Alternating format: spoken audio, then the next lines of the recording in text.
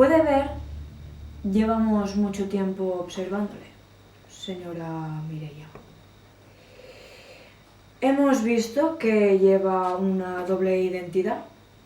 En una usted es una cocinera normal, de típico barrio.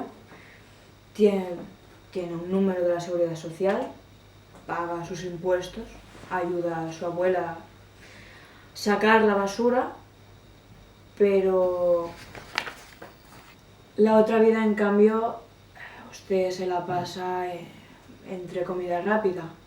Y bueno, sabemos que usa el alias de McNugget como salteadora. Y bueno, te voy a ser sincera, una vida tiene futuro y la otra no. Bueno, le voy a ser sincera, necesitamos su ayuda para un proyecto que tenemos en mente. Sabemos que ha contactado con usted un tal Ronald McDonald.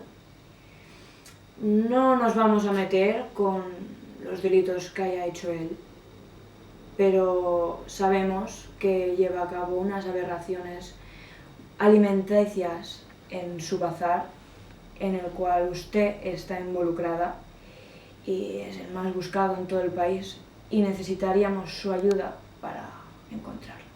Mis compañeras creen que estoy loca, mas este señor está muy loco y hace aberraciones, como usted ya sabe.